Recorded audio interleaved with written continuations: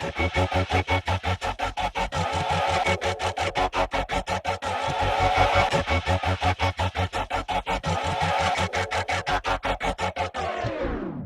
to the death, fighting till I take my last breath, till there's nothing left, till this flesh, till this past tense. Got up on the fence, henceforth this intense. I was lost, now a friend, now a force with the pen for the Lord. Yo, yo, yo, ladies and gentlemen, right off the jump, welcome to Marrio Esco Live. I am your host, Marrio Esco, and alongside me is my good friend, co-host, Gil Vargas. What? Yo, I'm super excited about today, man. We got some special guests in the building coming through. Last 3 episodes, we had 9 different artists, 9 different states. Today, we got 2 more lined up. I'm really excited, man. Almost completing the rings. Oh, we did. Well, how many do we need? How many do we need for the CHH gauntlet? Yo, does somebody have the CHH gauntlet? No. Let me. Let's stop right there. That's another topic. Yo, but I'm the ring.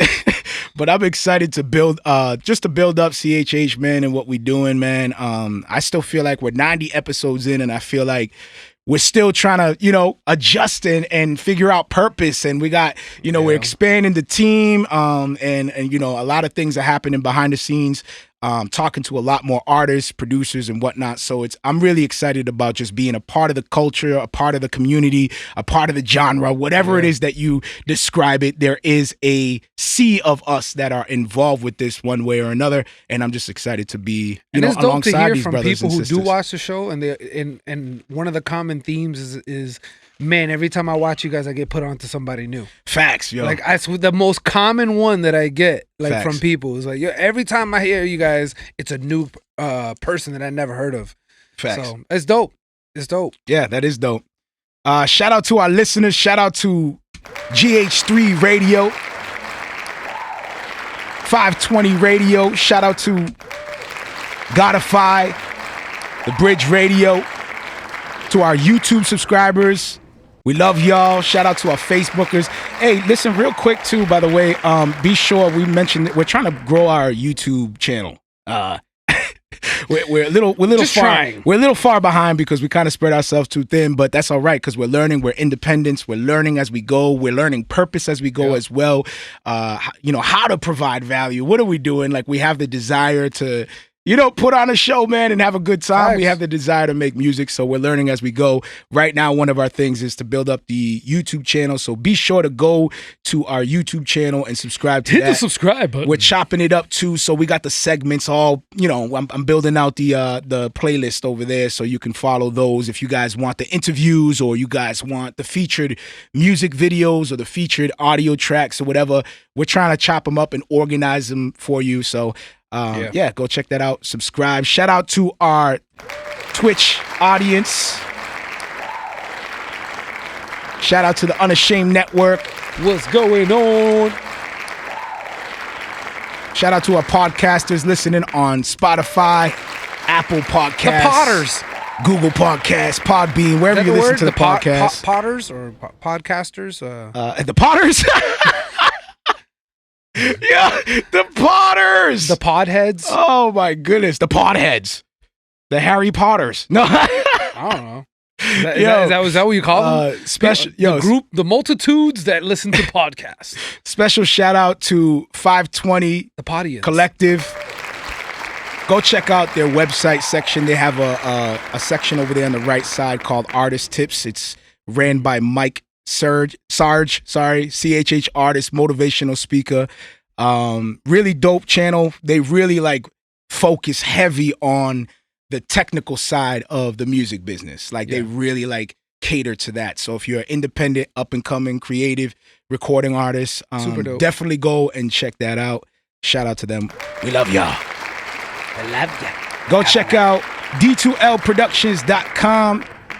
Check out our merch. Check out our blogs. We got album reviews as well now. I'm praying that we continue to stay faithful with that as we build that out. Join the email list. You can subscribe to the website too. they kind of like funnel to the same thing. So I do have 2 different email lists right now. It's a little confusing, but so you guys are aware, I'm trying to find a way to like consolidate and bring them together. But right now I have one through the Marrio Esco Live, and then we also have the Death to Life, which is d2lproductions.com. That houses Marrio Esco Live, but it also houses our music because we're independent creatives as well. So you could subscribe to either or. Like, we plan to definitely start using the email list a lot more in the coming future. Again, like I said, we're still building up and building behind the scenes. So yeah, go check out d2lproductions.com. We got working on some new designs too for shirts and merch and stuff like that. So be on the lookout. Some new stuff is definitely coming. Facts. And I'm excited about that. Recap. Last episode 95, BCHH ain't dead. You know how we do with the titles, man. Like we had William Cotta, New York. Fire. I'm sorry, Cada. Wait. How do you say it? It was Cada. But you were saying Cotta. I was saying Cotta, yeah. William Cotta came through. New York, CHH artist. He talked about his desire for unity. He talked about a little bit about his relationship with Corey Guns. We shared a music video, One of Me, off his most recent album, Uninvited Guest. We had Mitch Darrow come through. He gave us some insight and behind the scenes on this situation that happened a few weeks ago where he was releasing this CHH diss tracks amongst friends, and a whole bunch of people intervened and got involved. But at the end of it, we had him come through and we were able to witness. We just wanted, to everything hear from the source. Which is him, and explain what was the motive, what was the true intent behind it. And ultimately, it was just fun. Yeah, and actually, I came across the tweet where Mitch actually used one of the clips and tags Dayton on it, and Dayton jumps in. No apologies needed, brother. It was all a misunderstanding on my end. So that's what's up, man. I love seeing that, from a misunderstanding to an open apology and just building with each other. Super dope. Was a big moment. Yep. And we have Voice Every jump in and share a little bit of behind the scenes on his EP that just released on Mother's Day, Tales of Mother. Super dope. We played a feature track, Mother, off of the project. I love that dude's sound. And we talked about Dayton releasing CHH Ain't Dead. Yep. And Gil totally butchered it. And then we did a creative tip. Stop. I didn't butcher it. And we did a creative tip on just being creative with your targeted audiences and playlists, and to help expand your demographic and reach. So if you guys are interested in anything like that, go check out the last episode, episode 95, BCHH Ain't Dead. So we're going to jump into a clean, fun comedy skit. Here's Go Pats with myself, Manny Rivera, and Gil Vargas. Here we go. Yo, you know what, Mario? We ain't did a skit in a long time, bro. You know what? You're right, man. All right, yeah. Let's try to make it relevant. What's tomorrow? Tomorrow's Super Bowl. Pats playing Eagles. All right, let's say Pats win, and let's say Gil is a Eagles fan. He comes in crying.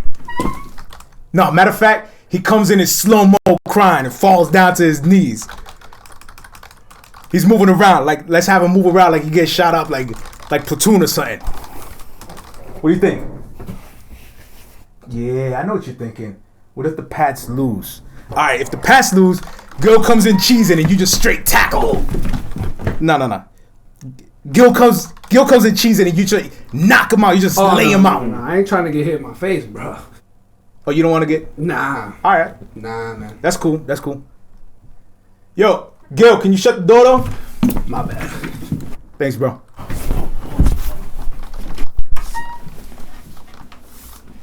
You know what? I think it'll be better if you get mad heated and your face just gets really red and your head just explodes. No.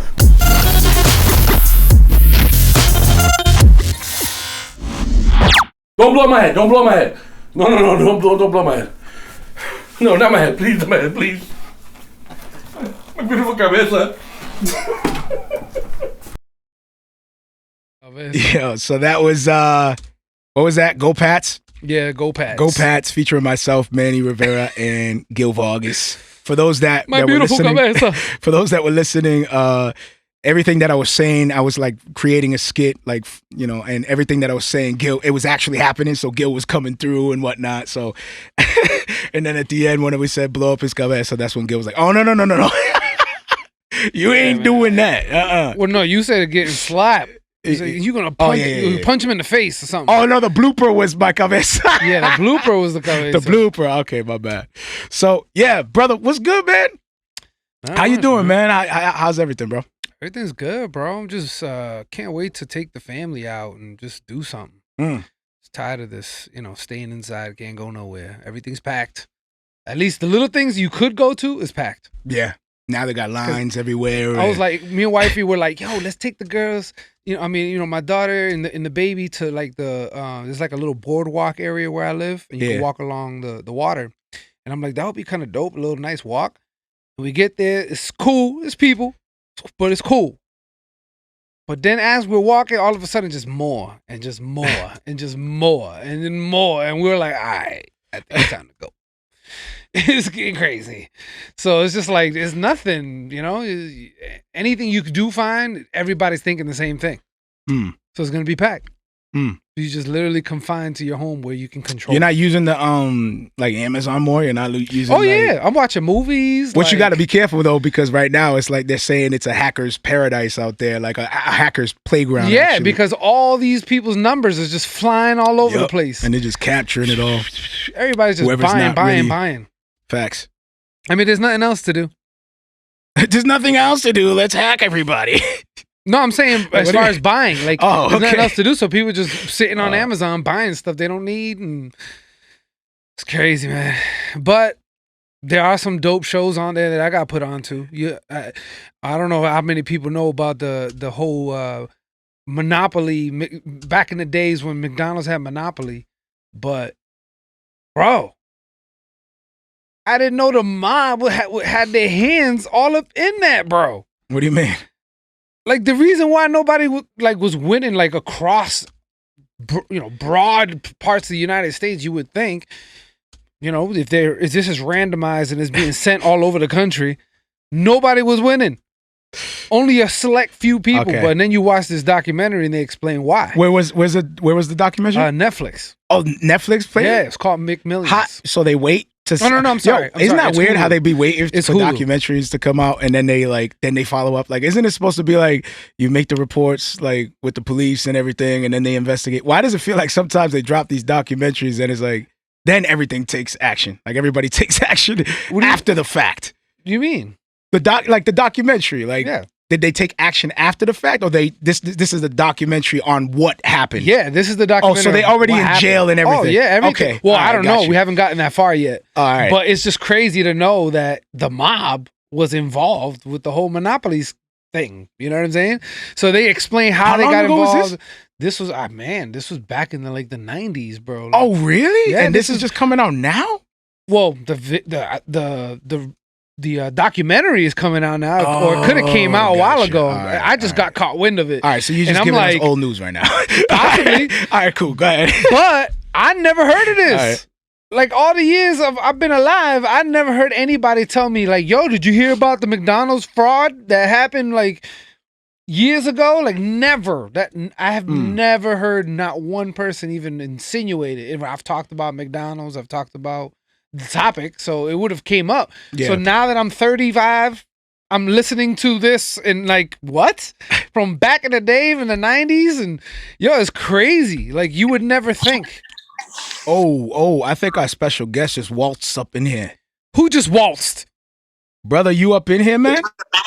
Yo. Okay, hold on. Before I I switch the scene and introduce you, let me give a proper introduction here.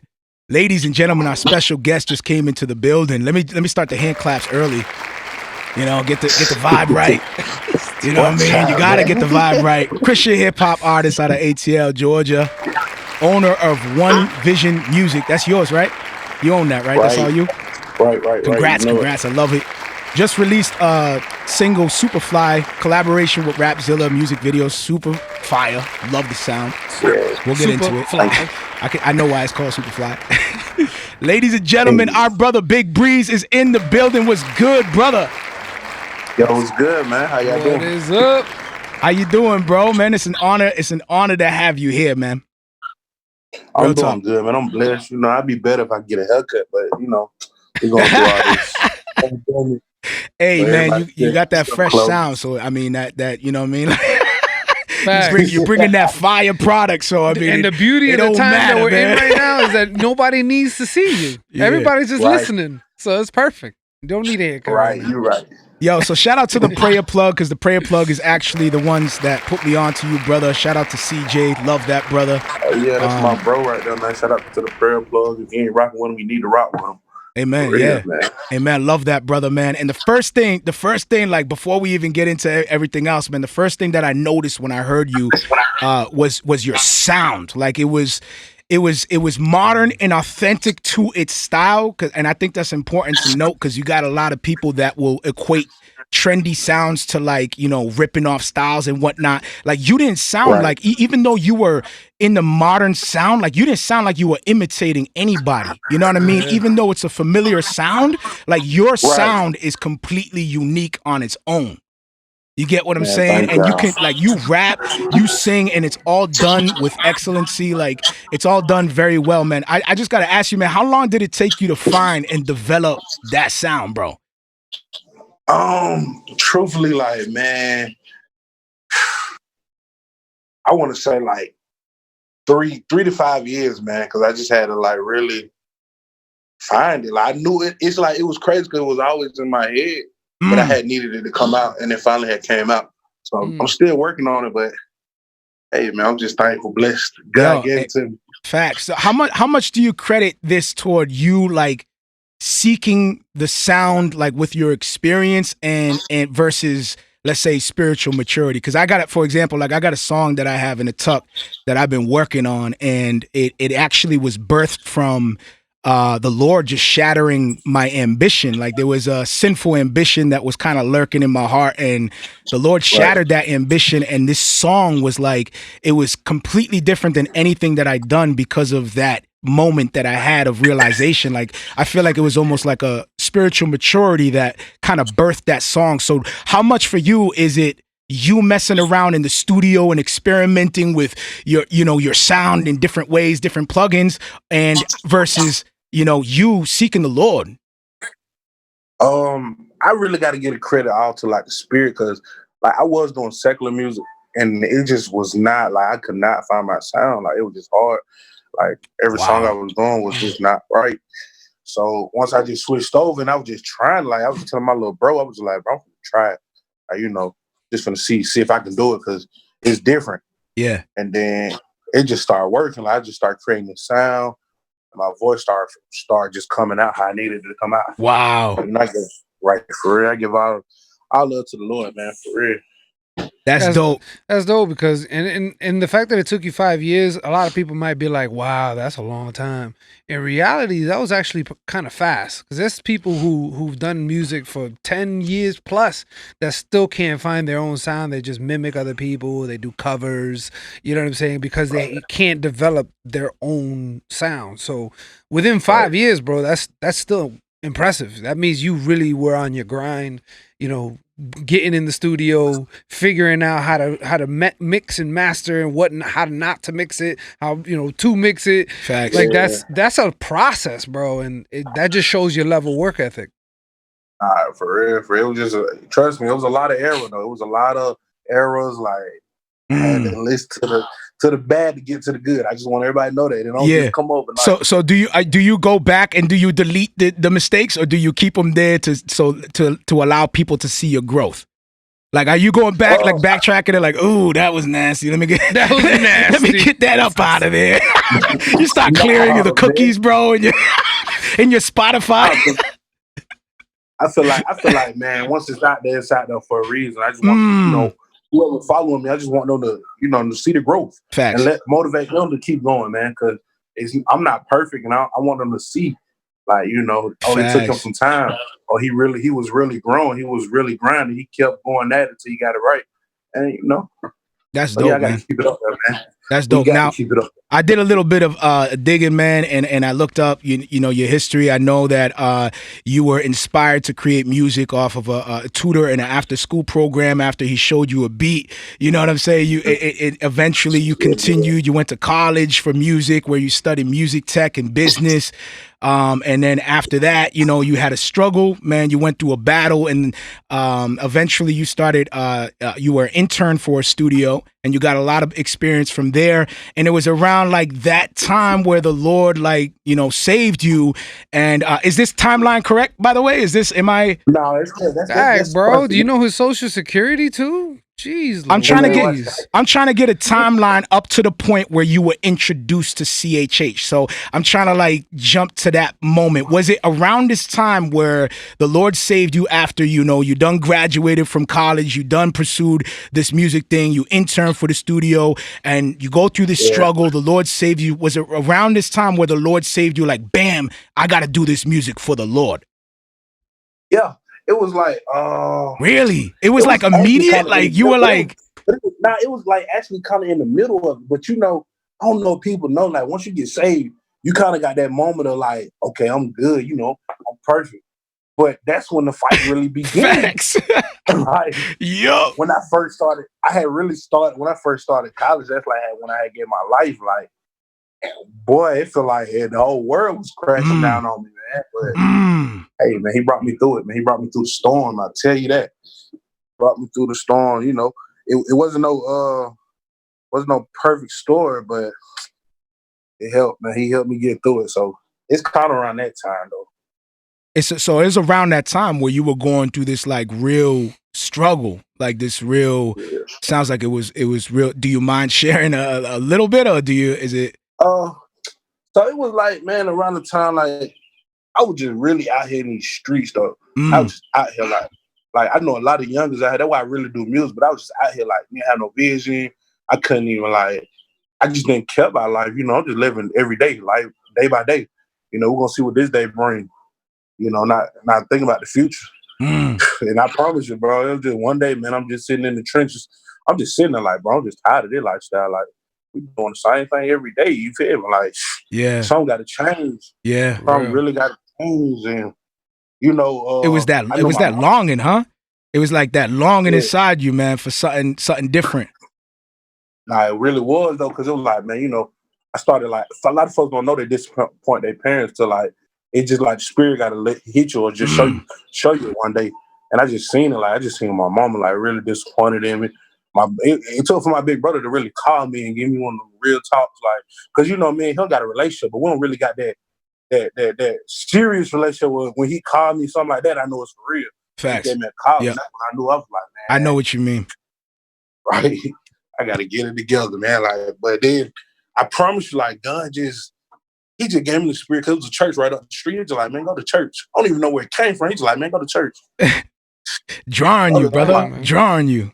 That's dope. You feel me? Like, that's like a lot of people don't remember like the moment they got saved, like the exact moment, but they remember the process. And the reason why they remember the process is because you are literally changing right before your own eyes. You know what I'm saying? Like, you completely changed your likes, your desires, like all you were just saying it, like you were living that lifestyle, just living free. Most people be like, oh, that's the freest you can be. No rules, nobody telling you what to do, no church holding you accountable. Like, you could just live your life. And in that, all that pleasure and just satisfying your flesh, you were like, something's got to change. Like, this is not enough anymore. Like that. Nobody really talks about that moment. You know what I'm saying? I thought that's dope. You know what I mean? That's the exact moment where you know God is truly working, when you no longer like the things you used to love. You feel me? Like, it's just not working. You like, I just knew it was a lot of prayer from my grandparents too, though. Cause man, it just came out the blue. Like, I promise you guys, it just really came out the blue. Like, I remember, like, I was just sitting on the stairs, just in the trap one day, just like, bro, this got to change. Something got to change, bro. You know, it's crazy. It's crazy to me. It sounds so familiar to my testimony. Almost the same thing, bro. It was overnight, man. It was like I woke up 3 o'clock in the morning and I knew, like, exactly what you're saying, brother. I'm like, yo, something gotta switch up, man. Like something's not right. And that's when the Lord started drawing me to his word and started drawing me to his truth. And that's when I started becoming, nourished with theology and doctrines and his truth, man.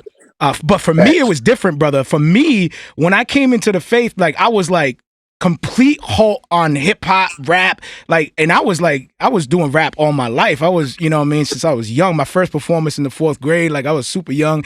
That's all I knew. And then the Lord saved me, and I took a year off, no interest whatsoever. But it sounds like it wasn't the case with you. So what happened with you at that moment? Like, did you, I'm trying to picture this, like you get saved and then you're like, yo, I'm getting in the booth. I'm going right back in the studio. Nah, so what happened was like, so I actually started going to church and I was enjoying it. So I was still doing my music, but I had this one song. It was like, I had a fire track, bro. Like I had released it, but I had to delete it. But it was just not sitting right in my stomach. Like whenever I would think about this song, talk about this song, my stomach would get this bad ache. Like you need to delete it. You need to delete it. But then I would let my pastor hear some of my music. And then he would just always hit me with this question that would just mess me up, like, but who you doing it for? I'm like, what you talking about, man? Me? What you mean? Shoot. Every time I come let him, it's nice, but who you doing it for? Like, man, be rapping for God, And then one day, like I said, I told my little brother, I'm gonna give it a try, bro. I'm just gonna see if I can do it. I know I can do it. I heard a Lecrae song. My little bro had played a Lecrae song, and he was just going crazy. Yeah. I'm like, man, I can do that, man. I know I can do that, man. I know I could do that. I got this. It was just, man. Hey, be real. At that time, did you think you could outbar Lecrae? You were like, yeah, man, I could definitely, I could swag that. If he could do it, man. He was coming like with some real bars, and I'm still was like on that ABC type of flows and all that, man. That's dope. Hey, listen, if you could tell yourself, like, if you could see yourself in the past, like deciding to come into the CHH genre, the music or the community, and you could give yourself one piece of advice, like in the time when you first started, like, what would that be? Keep going and keep praying. Fire. That's all you ever need right there, bro. I promise. Everybody who I mentor, they ask me advice, man. Keep going. Keep going. That's all. Keep going, man. That. Keep praying. Keep going. Real, man. Big guy for the OT, man. You heard it first in Big Breed. That's all I say. Big guy for the OT, because he always coming in on the overtime. Whenever you think it's over with, bro, he coming in. Like, that's the coach. He coaching you through to make these last little 2 points to win the game. Amen. He preserves his saints. Just keep on going, brother. Keep on. My pastor tells me keep on believing. You know what I mean? Like every week, just keep on believing. You know what I mean? That's dope, brother. All right, brother. Hey, listen, man. We're about to jump into this featured music video, Super Fly. You want to give us a little bit about the behind the scenes of the video, or give us a little bit of the perspective of the song and everything like that? Man, first off, man, I got to shout out the Runway, man. That's my brother. Hey, he went crazy on that beat. Like when he sent the beat, I automatically knew, like, oh, this it, this locked in. It's just what it's gonna be. He actually named the track Superfly. I was like, oh, this is gonna be a Superfly type of song. Oh, there you go. There you go. Right, you feel me? It was magic from the jump. Right, I promise you when I heard the flutes, but man, the song basically about, man, I just like motivate my generation and the generation before me and the up and coming generation and let them know, man, you could be Superfly, you could be cool. Because one thing about me, you're gonna see me Drake down, but I'm always scream, I love Jesus. You feel me? God first, big God for the OT. So it's always, man, no matter how you look, man, you can love God, man. So that's basically the song Superfly, man. You can be flying, love God. It's cool. You can be flying, love God. I love that. And you got the deluxe album for what a time to live coming out this Friday, correct? It's Friday, man. We blessing them, man. It was time. I knew I had a couple tracks I had needed to add to it, so it was time. So man, make sure. So what can we expect on the deluxe album? Hey man, I feel like I got some new energy. How about I say that? Some new energy coming. That's gonna feed the soul, man. Love it. Folk like they love the flow, but when they start hearing the words, it's just feeding the soul, man. It's feeding them, brother. And that's what we doing. That's what the music about. That's what I really encourage everybody who's doing CHH, because you got to feed the soul. And it ain't about just the rhymes and Man. I love Feed it, the dude. soul, man. Man, yo, I gotta get you on the show again, Yeah, and I think man. we're gonna do like a whole show with you because I love what you just said, and I love your vibe, and I could tell like we could vibe an hour and a half straight. I think Are you down for that? Are you down for an hour and a half straight or what, brother? I'm gonna throw this out there man. too. I look forward to hearing a Marrio Esco and Breeze track. That's my brother trying to. That's what I want to hear. Y'all put it together. Okay, I see you, man. You know, I'm just saying, those two styles together. Woo. Hey, for real, man. Yo, all right, brother. man. Yo, it was an honor to have you on, brother. I'm looking forward to building with you behind the scenes, man. Real talk, man. And I'm super excited about what you have in store for the future. And that's a blessing, man. Hey, I just gotta say one thing, man. Make sure y'all go check out my little brother, God-fearing TJ God-fearing, man. Facts, we love him over here too, by the way. Man. We love him over here too. We got a lot of music. That's my little Tell him brother, what's so up. make Can we sure get him y'all on the check show? Tell him what's up. it out. I got you, man. We'll the set plug. that up, man. Sure, we'll set that up, man. All right, brother, man. I love you, bro. Here's right, Big Breeze. Super Stay fly, bro. Stay fly.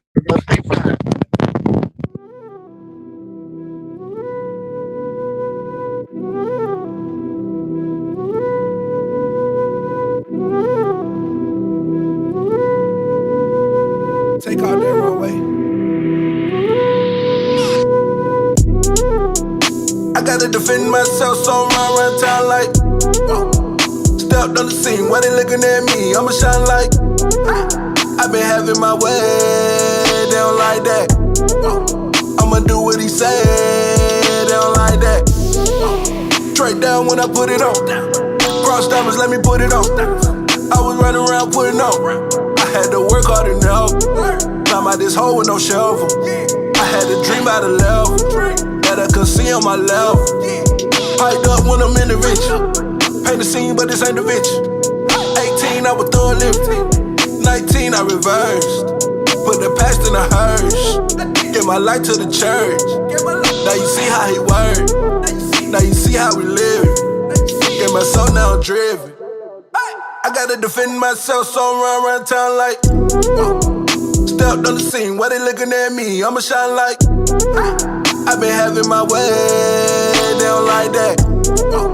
I'ma do what he say, they don't like that. I got the holy on me, yeah, the spirit, the word, yeah, it's really on me. Got some people that waiting, depending on me. I'ma send for the Lord when they hurting. All these demons, they had me on working. I gotta walk for the surface, cause they wanna hurt me on purpose. So big God keep a watch, ain't worried. I gotta defend myself, so I'm around town like stepped on the scene, why they looking at me? I'ma shine like I've been having my way, they don't like that. I'ma do what he say, they don't like that.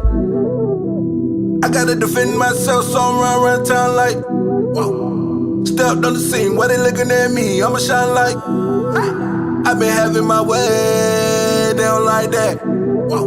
I'ma do what he say, they don't like that.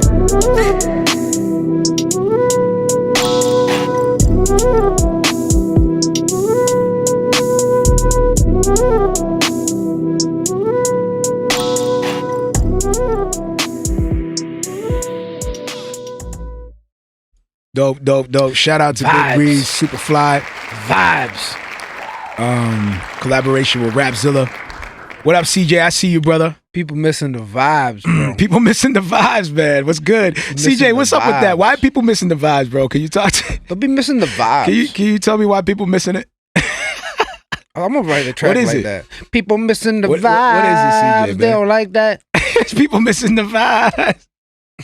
They don't like that. Oh, man. Yo, Kamban. Ooh, yeah. Let's talk about Speaking it. of vibes, Let's talk Kamban about it. releases lyric video to Lyin to Me. Another collaboration with Rapzilla. Crazy track.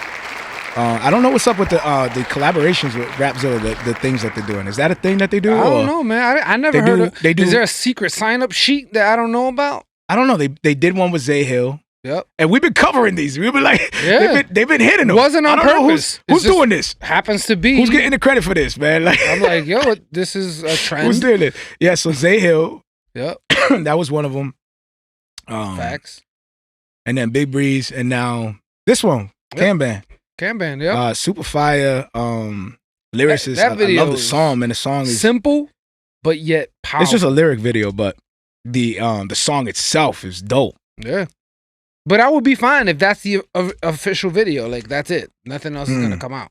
Like, the song stands on its own. They ain't with it out here, CJ says. Go ahead. The song stands on its own. You know what I'm saying? Like, you don't need a video for that. Like, a lyric video for that style, like that specific type of music, it's perfect. Because you really focus on the lyrics. You're listening and seeing what he's saying. So it kind of just... Plus, he came harder. with swag, bro. Like, yeah, bro. He murdered that track. Yeah, he did his thing, man. Murdered it.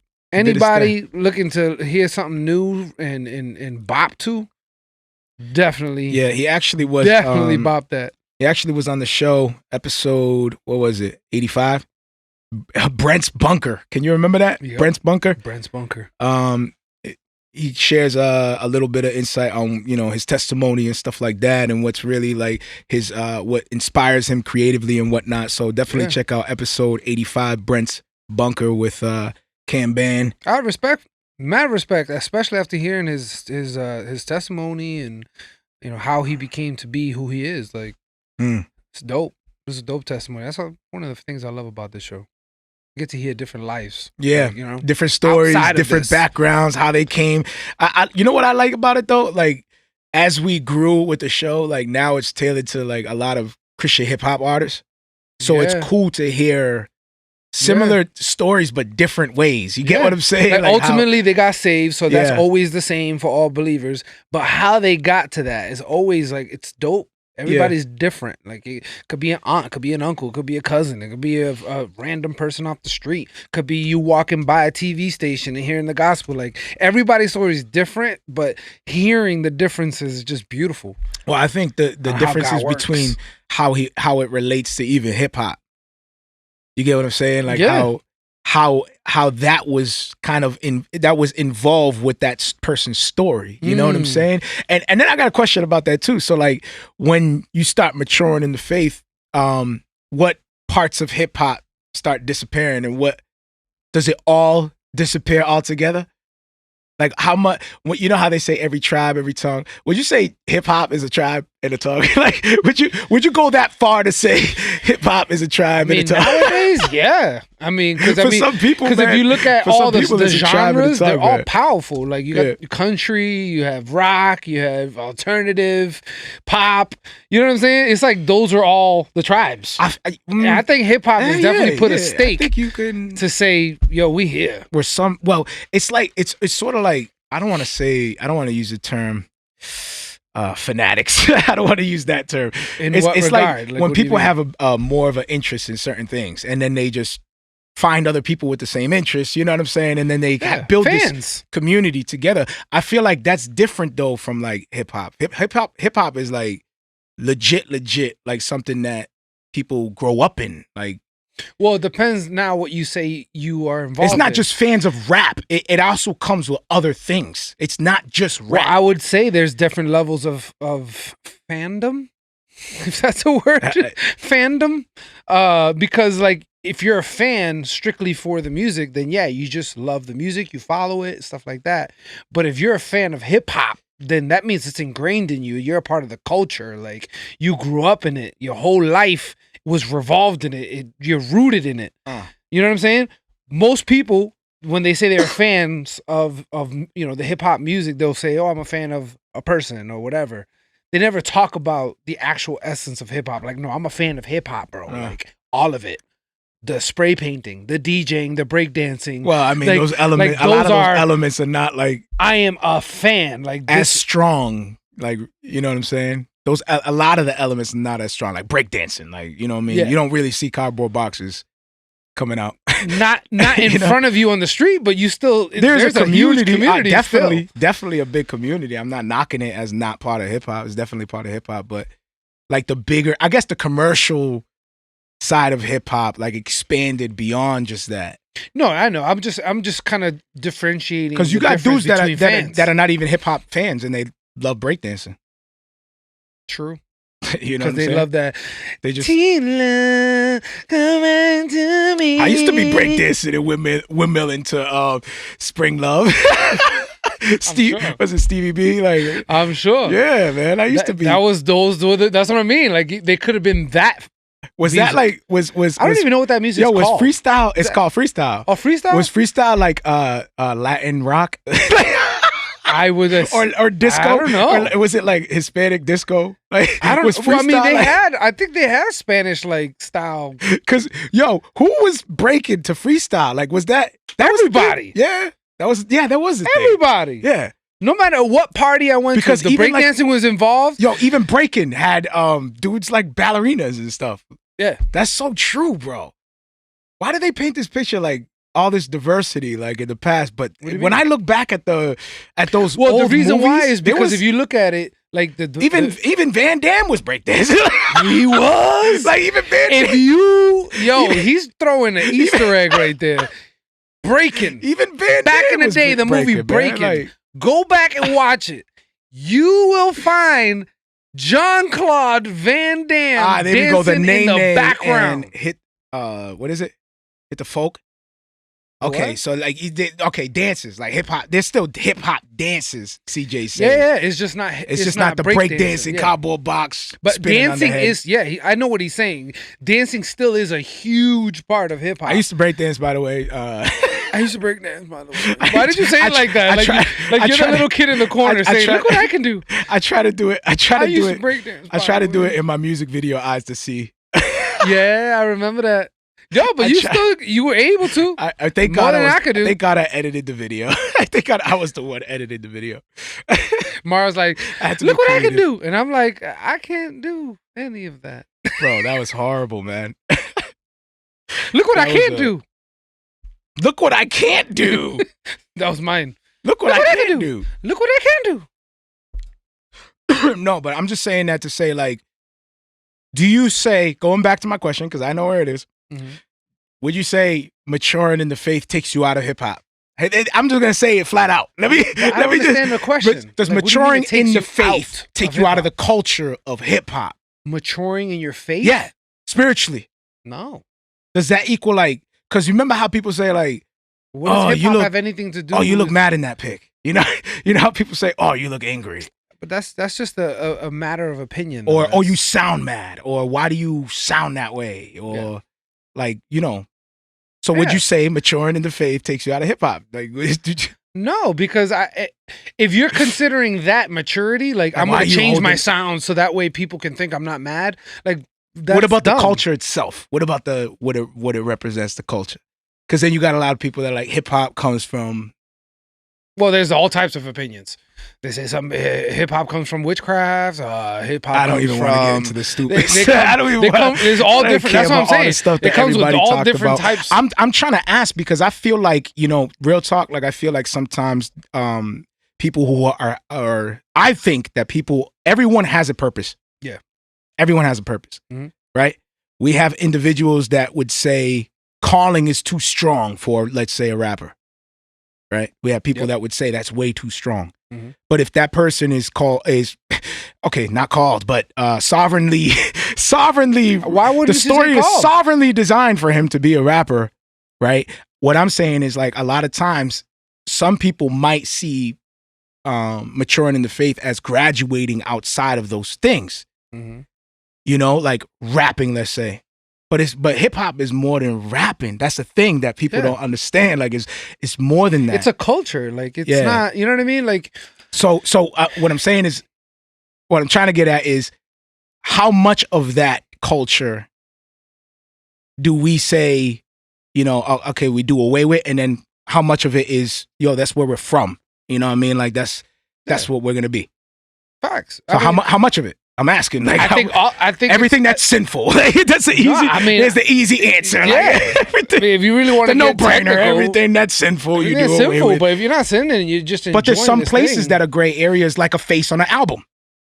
What do you mean a face? Just having your face on Like, the album? this is my album cover because I'm mad about the serious things I'm talking about. And somebody says, I'm saying is some people would try to say you look too mad. That's not Christian like. Really? Yeah, dude.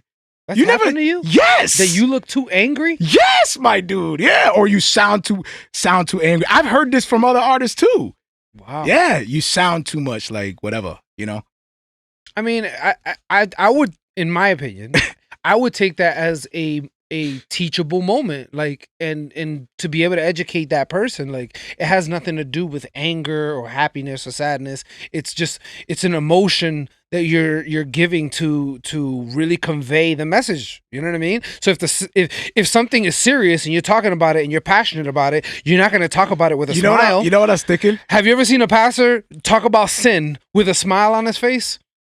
Some do. I would never see talking about sin, like the seriousness of sin, and like sin is just depends on it's what just pastor. a god awful thing. Yeah. It's you shouldn't do it. It condemns you and sends you to hell. Like, I think that's a weird. Like, you're talking about a serious thing, you want to be serious about it, and especially for rappers, the emotion behind it is seriousness. Like, this is a topic that I'm passionate about. So I don't understand why that would be looked at as immature or... Let me see what the comments are saying. Let me go up in here. Prayer Plug is commenting all kinds of stuff. Josh is in here. It's up to the artist to decide how much, how little to keep all the stuff that existed previously, to let some go. It's up to the artist. NF is the most angry, depressing CHH artist out, and he's also the #1 CHH artist in the world next to Cray from the Prayer Plug. Yeah. I mean, it's up to your artist on how you want to be creative. Like, that's why I said it's a teachable moment. Like, that's a perfect example for if somebody was to come and be like, oh, why your album come look angry? We're like, well, think about it. You know, I'm talking about sin in this album. I'm talking about how I'm disgusted with my own sinfulness. Those are just thing. mannerisms. You know, I'm thinking like back in I was thinking of this recently. We were taking a family photo, and I was like, and everybody's smiling. Like, everybody's smiling. And I'm thinking to myself, like, back in the day, they never smiled. Like, they went like this. Like, and that was common. That wasn't like a misunderstanding or anything of that. The face that they put on remember, you know the faces I'm talking about. I know exactly what you're talking about. The black and white faces. And now, because the culture has shifted to smile when you take a photo, I'm pretty sure there was a marketing scheme behind that changed everybody. Like, there was some. Why was it cool I wonder what smile? started it. Why don't you try a smile? Oh, like when was Eureka? That? What year was that when they finally said, "Can you try a smile?" Yo, where did the smile come from, man? Oh my gosh, that's such a good idea. Can you try a different emotion? Can you try? That is actually a really good idea. Really good. One of those. What is it? Trivia questions. When was the first smile photographed? Yeah, that's fine. Yeah, I think it's up to the artist. How much emotion they want to show, how much non-emotion, they want to look angry, happy, sad. It's all part of the creative process. You know what I mean? You can't, how can you creatively write about anger and you have a smile on your face? Or talk about sadness when you're mad happy. You just bought, you know what I mean? You just got gifted $1 million car. Now can you talk about some sad stuff and depressingness? Can you imagine my project with me like this on the cover? Can you imagine me like Chief Sinner, 2 thumbs up, like hypocrisy? Like, it don't make sense, man. And that's what I mean. It's a teachable moment for anybody who would say something like that. Like, yo, teach them about your culture. Teach them about your creative process, and you never know. You might gain a new fan. You might not. I don't want to say sell because I feel like there's a negative thing towards it, like sell hip hop to that person, but that person might be attracted now to a style that they never thought they would be because you've explained that it's more than just putting words together that sound good. It's like, oh, that rhymes. Yeah. Then it's got to be a cool song. Like, no, there's more to it. And you talk to any respectable artist, and they'll tell you, it is a lot more than just putting a bunch of words together. Oh no, I'm still learning that. Yeah. Like even now, like I'm still learning how much of it is really like you controlling like what a recording artist is. Everything's intentional. Back in the past, like you just a rapper's a rapper. Like you just write raps write words that rhyme. That's it. And yell them in the mic. But then as you develop, if you take it seriously, as you develop, you start learning that, oh, wait a minute, this thing is carrying notes. This thing, I know we talk. I don't want to beat a dead horse, but I think it's dope to grow into that and understand that. And we've heard already several artists that came on the show and have mentioned developing and finding their sound. Yeah, which is why I asked that question with Big Breeze, because I heard like his sound just stands out from everybody else. Like I'm trying to find a flaw somewhere. Like it's just so smooth, dude. Like it's like, man, there's not a problem in this. Yeah, he super definitely smooth. found it. Yeah, he found it. Yep. And now it's like, can you exercise that? Once you find it, can you exercise that and then do things that you never thought that you could do? Yeah, or sound a way that you never thought that you could sound. And then it's real dope. The thing is too is a lot of artists don't realize that a lot the people that we look up to, like the people who have all the stardom, they have a team that helps them develop that sound. Right. You know what I mean? Like they have a whole including team. Songwriters, producers, everything, musicians. It's a whole squad. Yeah. So and when they even like these people have music sheets and music notes for the music that they produce. So they have the note, the key. Like there's no guessing. Everybody knows exactly like that song is in this key, and everything adjusts to that key, to that note. Yeah, and it's a whole team effort. So to see an artist like Breeze, by himself, no team, just learning on his own, like that's respectable. Bro, within 5 years, that's still not a lot of time. Like I said, so shout out to artists that like him also that are able to develop their own sound and not have a squad behind you. It's not an easy task. Not at all. And that's why most people are still finding it. They're still, developing as they go. Because they don't got the dollars to just be like, you know what? I'm just going to get a bunch of musician scientists. Not just musician scientists. People who check the analytics and stuff like that, the algorithms, and you know what I'm saying? People who follow up and track like who's playing, what age, where they coming from. How do they listen to the music? Bro, Netflix is so advanced. Yo, Netflix is so advanced that when I go under my wife's profile name and I see a movie and I go under mine, the movie cover is different for the same movie. The cover, the artwork to the cover of the movie is different on my profile than my wife's. They would make some kind of gangster, like crazy movie look like a novela on my wife's profile. And they make it look like super like dope and like, oh man, on my profile. They cater the artwork on the covers to the profile. To your behavior. To the behavior of the person, so bro. Like, okay, he likes grimy, gritty stuff. I'm not so lying. We're gonna use the grimy, gritty cover. It's facts. Like what the heck? Big Breezy. Well, tell him to spell it that way. We're saying it wrong. Hey man, spell it that way. He put brother. an E at the end, and grammatically, it's a Breeze. That's all right, man. I'm breaking record right now with the way I'm about to pronounce. But for the first time, usually I say the person's name right. This time I was actually following along because it does say Breeze. Big Breeze, yeah. Yo, like it's Breeze. There's no way that I could mispronounce the next guest coming in, and I know him, but I should just do it just to keep. Oh my goodness. Just to keep the momentum right? You might going. as well. When the next come on, just come up with some crazy thing. You just totally mispronounce the obvious. Like it's completely butcher it. I'm gonna be like Jung. Jung Lee. I mean, there's not even an L in there. Yeah, tell him to change the name, then, brother. Big Breezy. Jung Lee. Jung Lee. Oh my goodness! Shout out to Ruslan. Just dropped a music video. I didn't get to catch it. Paul Russell. I'm not gonna lie. Trey King. I wasn't prepared. Part of his team, his record label, King Dreams Entertainment. He made sure he texted me and told me that he made this sure. is an ongoing thing with this dude. He made sure he texted me to tell me that he's gonna be releasing a music video every Friday. So he got one this Friday coming up with Stephen Malcolm. So that's dope. I'm looking forward to seeing it. And I'm a fan of Ruslan because I love dudes who are pushing the community in the genre, man, and building awareness and are willing to collab and willing to recognize each other and build it up. He knows what it is. Yeah. You get what I'm saying? Yeah. Some people know what work. it is. Other people are just like, it's way over their head. Yep. So the people who know what it is and you come across this, you know what it is? You know what it is. It's like when you look across the room and you do the head nod. You know, like... And y'all already had like a whole conversation You with that know head what nod. it is. So help us. You know what it is. Help us. You know what it is. Help me. Help you.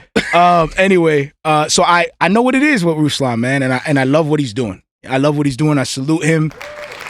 Yeah, he's gonna have my support all the way through until he starts acting sideways. Until he starts acting sideways. Until he stops answering the automated text messages. Speaking of Stephen Malcolm, shout out to Stephen Malcolm. Yo, super dope Congrats. news, man. Super dope. Shared an announcement. I love this, brother, man. We've been watching you. If you come across the show, brother, I've been watching you since before you got signed, and then you got signed, and then you started doing your thing. And then you got all bougie. No, then you got all bougie with it. Now you're out of reach and out of touch, and you know. Now you in Jamaica every other when weekend. you go out of reach, do you sign with Reach? No. Wait, what? When you go out of reach, do you sign with Reach? I don't know. Oh my goodness. So shout out to Another dad Stephen joke. Malcolm. No, man, for real. Ladies Dope. and gentlemen. Keep doing your thing, brother. The legacy. Super dope. Yeah, so I thought that was dope. In God's providence, just Ruslan giving me text messages about him dropping a music video Friday with Stephen Malcolm. So I thought that was dope. Yeah, so I'm excited to see what Ruslan is dropping. There was another video that dropped today too, and we didn't catch it. Really? We didn't catch it. Oh man, I'm doing my best to follow up with CHH, y'all. Who dropped? Shout out to the prayer plug. I'm a for always driver, putting me on. so I can't. I don't be on my phone all day. I wish I could. I try to do my best, man. It's hard to catch everything, man. It's like each stop, you're like, gotta go. Huh? In Atlanta we got nicknames for everybody. Who got a nickname? What's the nicknames? Wait, what's my nickname? For real? I bet you there's a nickname floating around. Now I want to know my know nickname. about. Now I want to know my nickname. What would my nickname be, Gil? ATL name? No, I don't. An ATL? Oh, you want to cater to Because he said in ATL, we got nicknames for we got everybody. nicknames for everybody. So if it was a nickname from ATL, I would say Yo, don't be El Chapo. no. El Chapo. Yeah. Oh that's my what I would give goodness. you. El Chapo. I wonder if this is gonna. The timing is kind of crazy, Right? actually.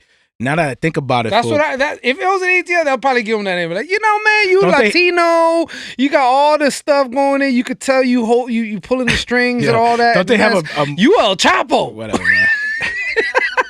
Super foul. What? Super foul. This dude is super foul. You know what kind of friend this dude is? What do you mean? He's the kind of friend that if I show him a track that he don't like, that I did, What you mean? he'll just tell me flat out right in my face, yo, turn that off, in the same cadence of the song that I'm showing him. In the same cadence. Hey, man, if you ain't got a friend like me, you ain't got real friends. If I come in like, I don't even want to give an example, but if I I'm not gonna lie. if I like, okay, What kind of friend would I be if he showed me a I'll be like, yo, track Gil, listen and to it's this not track. his best work and it's It kind of goes, garbage? Yo, Gil, listen to this track. And I'm like, yo, that's fire. And then it comes on, hip. No. I hit all this shit up. This girl like, take that off right now. It's bothering me. It's bothering me. Like this dude, Hey, just what's right it? in my face. Just like I mixed and mastered. I spend like hours on this all weekend. It's like, yo, I Gil. hate this track so much. I'm like, no, like constructive. Where's the constructive criticism? Where's the like? Yo, but there's also brother, the you gotta level of adjust friendship this, of you like, gotta- you gotta dig, you know what know, I'm saying? It's got to be constructive criticism. You But can't- don't get it twisted. Mario got his little zingers. That's a true friend, bro. Now that's foul. Mario got his zingers That's too. foul, man. Oh yeah. If you sit in our recording sessions when I'm recording a track, you'd be like, man, those are fighting words. Those are fighting words. Yo, sometimes we'll do it as we're if we're so messed up, we'll do it as we're recording. Yeah. I'll I'll be yelling it like, oh, that's so dope. And you're like, oh, take it off, bro. Take it off. You sound like a beautiful butterfly. I'm like, oh, really? Yeah. I'm going to redo that. Okay. You first of all, how do you sound like a butterfly? What does a beautiful butterfly sound like? Yo, a special guest is gonna come in here and walk right out, and he ain't even coming in here physically. He's just. I don't know. And you said it from the beginning. We got 2 artists coming in the building. What building? Their phone? You hear call coming in? Yo, how's he come in and then walk out and you hear the door click? Be like, yo, I'm out. Wait a minute. Click, click. Okay, so how do you sound like a beautiful butterfly, bro? Now, I don't know. Now you have to break it down for me. I don't know, man. That's the first thing that came to my head. But you would say ridiculous things like that while I'm in the booth, and I'm like, really? First of all, how do I sound like an insect flying in the sky? Beautifully. And that's how you know it's the diss. Why? Well, you can't figure it out, but somehow it makes you mad. Yeah, but sometimes you read wrong. Sometimes you read wrong? Yeah, because sometimes you make fun of it because it's dope. And you're like, dang, I can't believe he did that. Oh, but you say it in the form of a diss. Yeah. Wow. Because it's like, a hell of it's a catchy. compliment. It's catchy. It's a manly thing. No, why? Yo, that's another dope question. Go ahead. Fellas, why? Even when you're congratulating your boy, you still gotta go ham and diss him somehow. An octagon in that room? Somehow. He just dunked on the dude. Oh, I saw you dunked him, but why you had to dunk him in front of the dudes for? Like, why you showing off in front of guys? Like, a bunch of guys and you dunking. Why can't it just be like, yo, dope dunk? Oh, that's crazy. What do you mean, bro? I'm saying in general, people that are friends, usually, they can't really compliment each other. Like, it has to follow some kind of diss or the compliment is the diss because they can't just compliment and be like, yo, that's a fire track. They'll be like, that's a fire track. If I was on it, you know what I'm saying? The track needed something. I kind of felt that way when you mentioned to Big Breezy. You know what's crazy about that? Mean? I was thinking to myself, this has got to be Breezy because I'm messing all these names up, and I'm like, what you mean? This can't be Breeze. But anyway, oh, you mean how we called him Breeze the whole entire time? No, and he going was back really to what you're saying. Don't lose it. Don't lose it. Don't lose it. What were you saying, man? I'm saying like how friends can't compliment each other. Like they just can't just be like, yo, that's dope. They always got to be like, yo, that's dope. But it would be better if I was on it. Like they kind of got it's diss. A little bit. I felt kind of like awkward. You were like, yo, I want to hear a Big Breezy and Marrio Esco track. Facts. How dope would that be if you guys both did a track? It'll be fire, but I mean, you don't just, You don't just throw it out live on the show. Even he was like, nah, I ain't trying to. I ain't trying to mess. Like, I ain't trying to mess with El Chapo. Even he didn't have a hat on. The brim came down. Like, how you don't got a hat on? Brim came down. The call dropped. Nah. The call dropped. He started acting choppy. And we're like, yo, man, we can see that it's clear footage. I can't hear you. Well, first of all, if it's choppy, why is his arms moving around? Somehow that makes sense. It's choppy. It's El Choppy. It's El Choppy. Name of the title. Yeah, it's El Choppy. El Choppy. El Choppy. There it is. That's good. Oh, you beat me. Goodness, bro. Oh. That's why if somebody gave us the bag, the stuff don't mention the bag. The stuff we will come up with. Actually, I seen some people talking about Christian businesses versus like somebody said something about Christian hip hop and stop calling it Christian hip hop. It's not the same.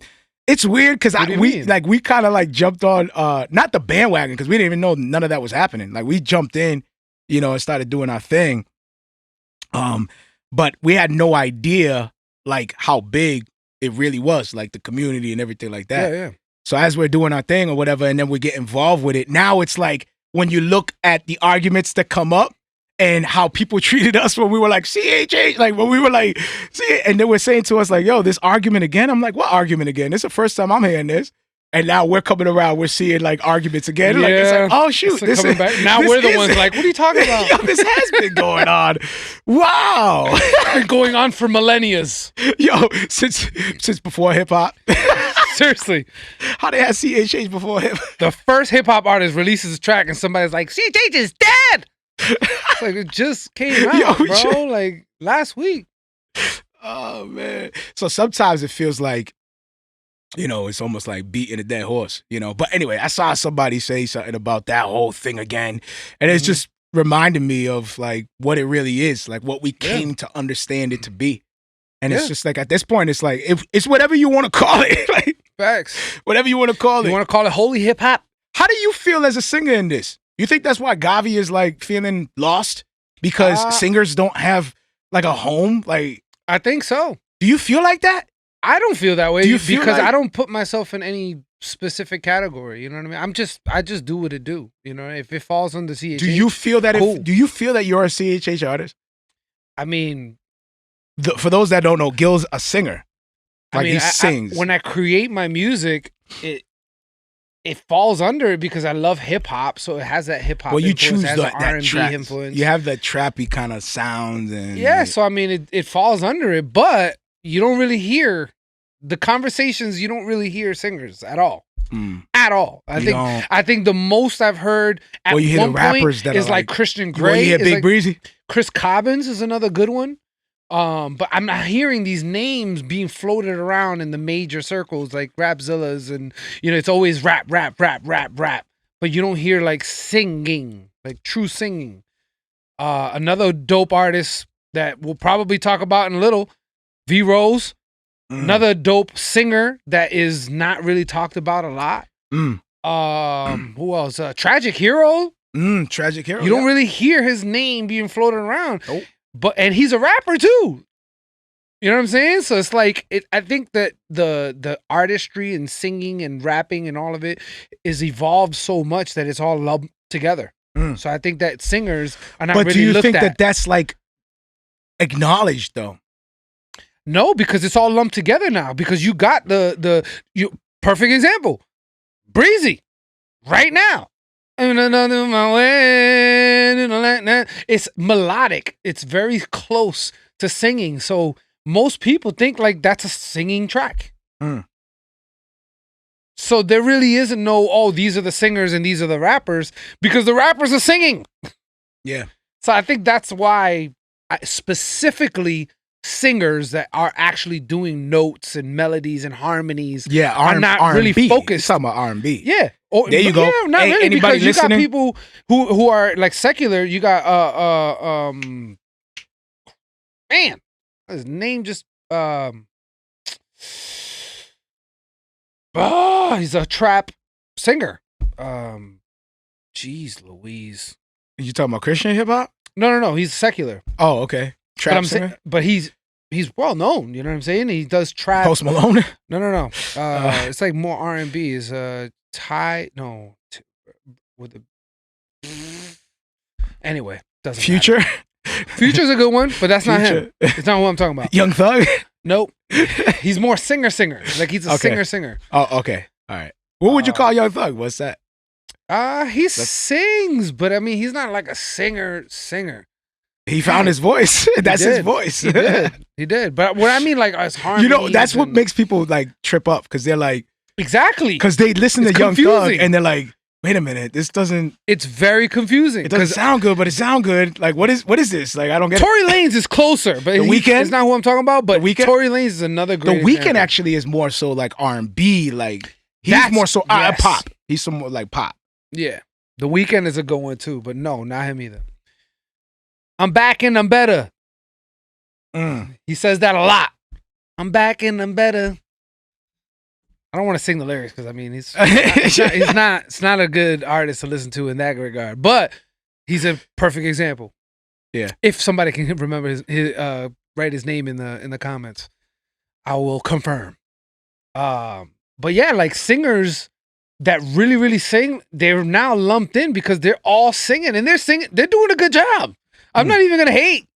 You know what I'm saying? Like the mumble rappers that are now using melodic and singing, like they're not doing a bad job. Like it's catchy. Like even Drake, I don't think Drake can sing. Like he's not killing it, But his singing songs okay. So make Brian. we listen. Yes, Bryson Tiller. Finally, we somebody. listened to a track with V-Rose, right?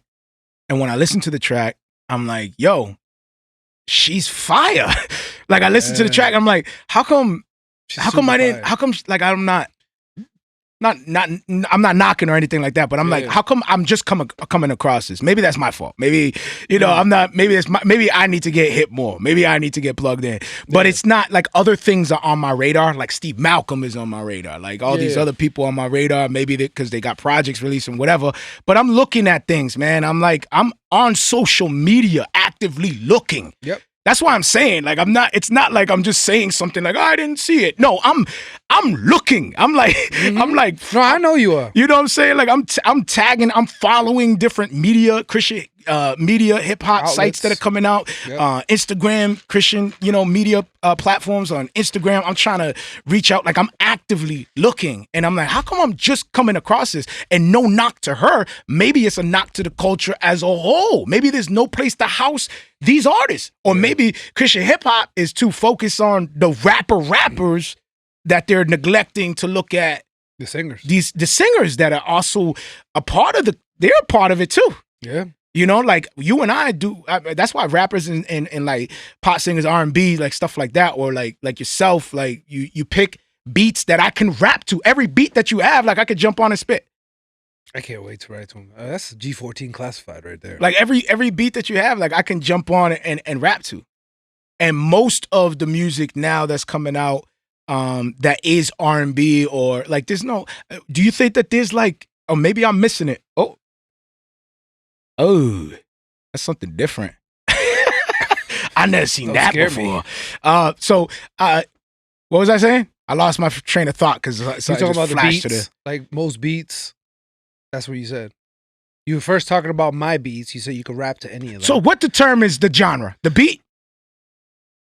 I would say how. If you pick a trap beat as a singer, I pick a trap beat as a rapper.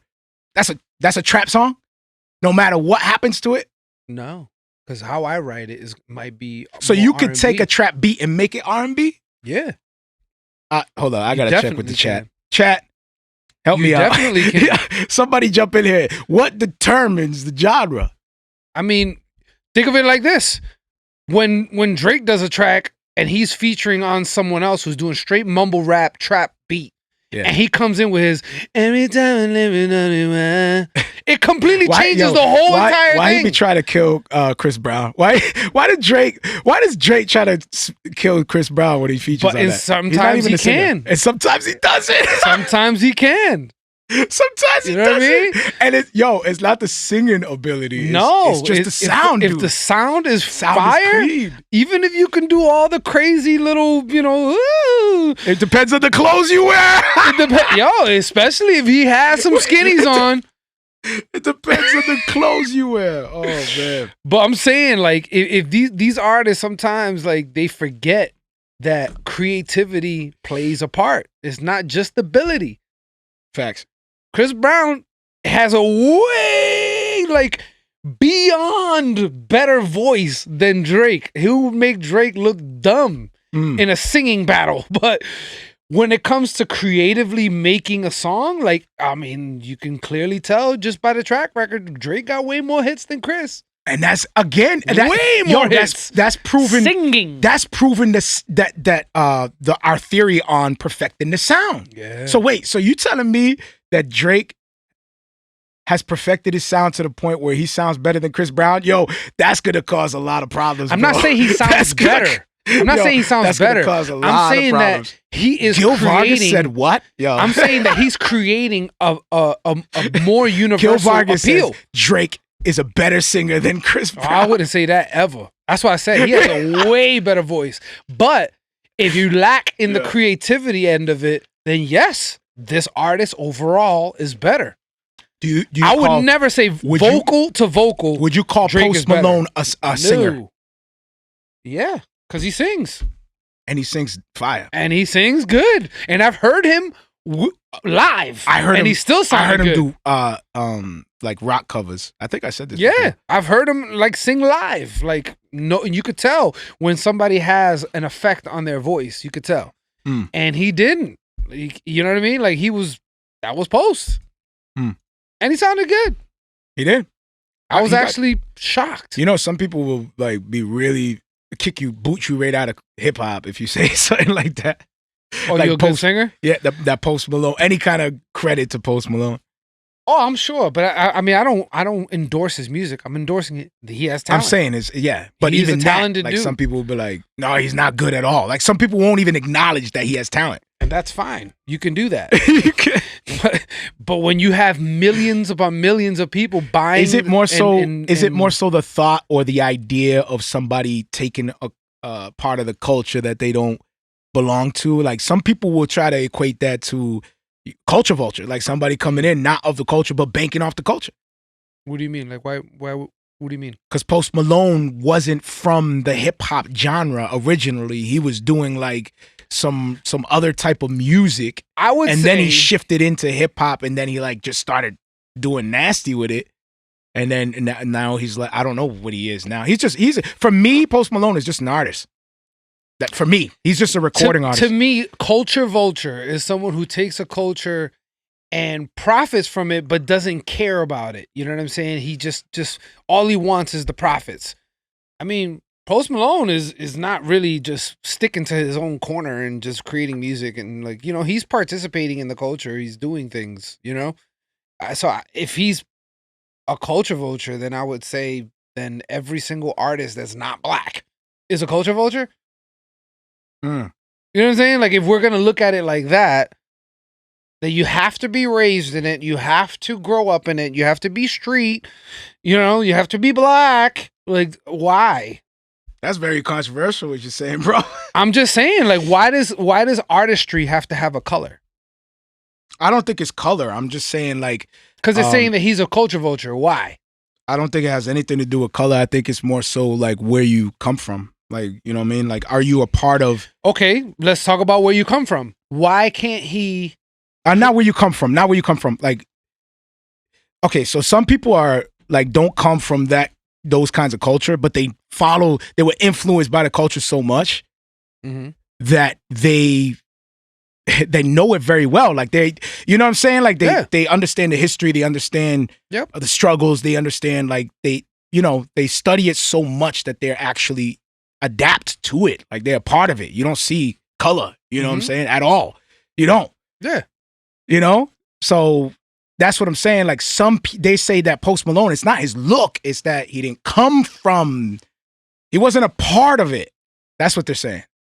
Like he wasn't a part of it, so they would consider him like a culture vulture, and that's why. Do you think it's that thought? Do you think it's that thought that doesn't allow them to see talent? Or do you think that they make a point somehow that he's not talented? I don't know how you can. I don't think he make a point because I think music is malleable. Like, you know, you can't just create music and just be one thing. Like it can touch different people differently. It can touch different backgrounds, different upbringings, and I don't think it should matter if they were engulfed in the culture or not when they're expressing themselves creatively in how they feel the most comfortable. So if a painter, let's get away from music, if a painter feels comfortable painting in a style that's similar to Van Gogh, do you automatically say, you're a culture vulture? Like, no, like that's... Some people might. And they might. Some people might. But I'm saying, what's wrong? You're not a real artist. You don't know, like... But some he's people try to creating test art you, like, for him. Like, he's not trying to... You know what I'm saying? Like, yeah, I would say it depends on that specific person. If they're creating this art, right? And they're like, oh, okay, I am a Van Gogh Jr. because Van Gogh is my favorite. Now you're profiting off of someone else's style. Right. You know, that's not cool. But another example, Kamban. He knew it. He knew it right off bat. He was like, I'm sure you guys heard a very strong similarity to Eminem. Yeah. Right. But the reason why it sounds that way is because I connected to Eminem on a very personal level. His story, my story are very one and the same. So yeah, I gravitated to his music and I listened to it so much that I can't help but when I write, it sounds kind of like it's inspired by Eminem, but I put my own swag to it. He's not Eminem. You listen to it and you're like, dude, this, you could hear the influence, but you're not Eminem. Right. You're not doing what Eminem can do. And he probably could never do what Eminem can do because Eminem is Eminem. Right. You know what I'm saying? So he's conveying his art the way he knows. Why is that bad? So I don't know. Inspired by music, I feel or, like that's just a weak argument to be like, well, you wasn't born in the culture. So this is what Josh says. If someone rolls into the genre they aren't normally a part of and they do it well, those who have been in the genre get mad. You think that they're jealous and maybe should be a little embarrassed someone outside of their craft, somebody outside did their craft better. Honestly, that's how I feel. When I look at how they ridicule him, I'm like, dude, why are you mad? He should have do it nasty. Like, if he's the doing people who are from the culture, is that? Yeah, he's doing a good job, and people are but loving that's it, what I'm and they're saying. buying But it. some people actually say that he doesn't have talent. That's what I'm trying to get. Like, but that's fine. You can have that opinion, but it's not stopping him from creating music. You know what I'm saying? And if it bothers you that much, create the music that bumps him off. You know what I'm saying? Like, so this is a perfect segue into this. Tekashi 6ix9ine. Perfect segue into Tekashi 6ix9ine. So another one. Obviously, right off the jump. Yeah, disclaimer. Do not look up this. There you go. This artist. You know. Is garbage. I still don't know where our demographic is at, and we gotta figure that out. But Tekashi 6ix9ine garbage. comes out of jail. Due to the COVID thing. I'm not gonna tell the backstory of him. If you know, you know. Like, he comes out of jail, goes on IG and goes live and brags and boasts about, you know, him being out wearing millions of dollars on his wrists and around his neck, necklaces, watches. I'm the king of New York, still with his antics, all that. Yep. Gets 2 million during his Instagram live, less than a half hour. Video drops. It's now at 1 billion, but during that time, breaking all kinds of records. Yeah. All kinds of unheard of records when his video dropped. I think it was something like 11 mil or something in the hour. I don't even know. It's some ridiculous, like, it's breaking records. Like, he's tagging Billboard and saying, you better follow this, because he's snapshotting everything. He's snapshotting all the numbers. He's like, y'all better report this right. Like, he's making sure the public knows are aware of his numbers. You know what I'm saying? It's crazy. How much of this is talent and how much of this is just antics? I mean, when it comes to him, it's all antics. Because I mean, if you ever do have the unfortune of listening to the song, you will see that it was basically, what's the word? Best word I could look. It's like an entire song of someone that suffers from Tourette and they just randomly yell out things and they can't help themselves. That's pretty much the song. Did a bag of Skittles explode on him? Yes, and that. It's just outrageous. Yeah, it's outrageous. It's nasty. It's vulgar. It's everything that it not only opposes any kind of morals, but it also opposes a street code. like it's not only opposing boldly just morals, made like himself all kinds look like of morals, a rat. but like like he got out of jail. It's crazy. He's serving way less time than everybody else. He's really known, showed how depraved we really he are. ratted out everybody, you know, like his squad, his team. He ratted them out. They're all still locked up. Oh yeah, I got a message from Young Note. Yeah, I know. I'm already going back and forth. Oh, okay. So then he does that. Drops his video. So again, going back to the question, skill or like story, like what's going on here? Now people are saying he's a culture vulture. Yeah, people are saying he's not of the culture. So when we say hip hop, what do you mean? What do you mean by culture? Like, is that he's not? What part? Okay, the street culture. That's different, right? Most of the time when people say that he's not from someone, that's the street not life. From the culture, that's the it's street. Like, street life. You didn't grow up in the hood. You didn't grow up in a bad neighborhood. You don't know what it's like to see thugs or gang members or, you know, stuff like that. And that's the part that for me it sounds silly. Like, Right. so in order for you to create music that's part of hip hop, you have to grow up in the street and have a bad childhood. No. Like that's the part that No. doesn't make sense to me. Nope. It's like, why does that have to happen in order for you to get respect to create music? You know what I think it is? That was a big thing for even Drake. They were like, man, he was rich growing up.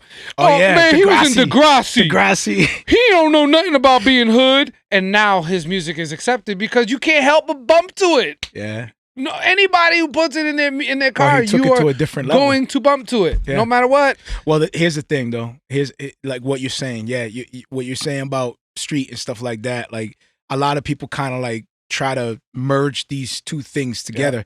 But what's happening is like what you see with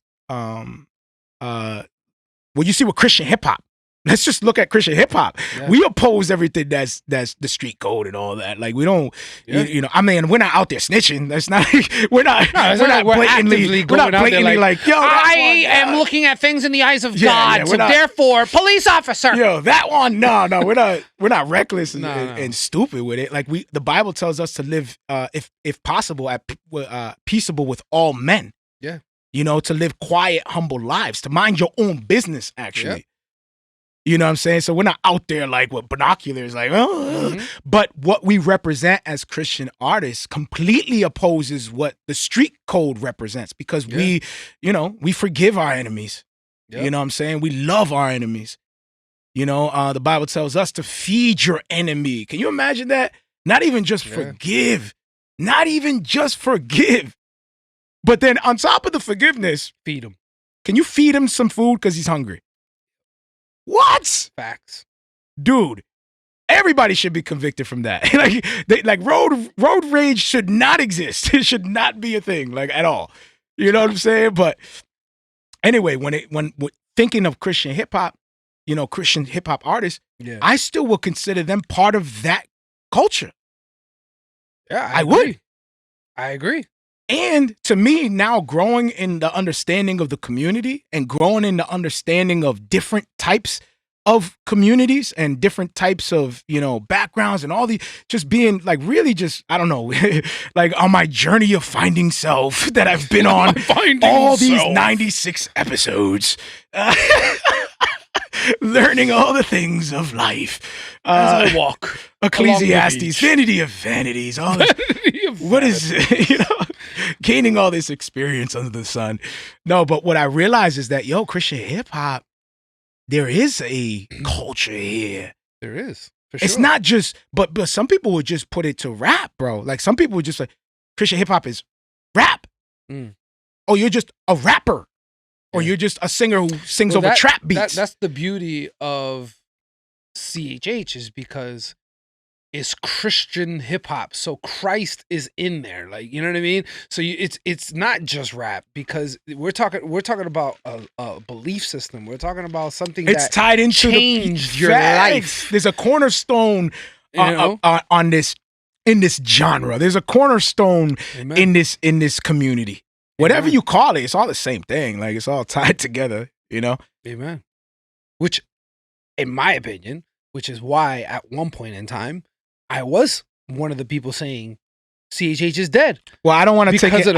I don't want to take it off topic. No. I was just saying, like, it's dope because you're seeing literal life, bro. Like you're seeing these different artists from different, you know, backgrounds and you know what I'm saying, different styles, different upbringings. You know, I never knew Kamban grew up the way he grew up. So I'm hearing his story. You know, Big Breezy coming on the show now. We had Tragic Hero talking about how he got in, you know, to music and stuff like that and how he's flourished. And it's just dope. You know what I mean? Like CHH, I'm now seeing it develop and seeing that it's more than just rappers. Yeah. And I'm seeing that it's more than just talking about Jesus. It's just, there's lifestyles, there's backgrounds, pain, happiness, you know? It's dope. It's a good time. So going back to Tekashi 6ix9ine, do you think that people make a valid point? Because it comes to hip hop. Some people are saying hip hop too. Like some people are saying hip hop. Like in hip hop, we stand by that too.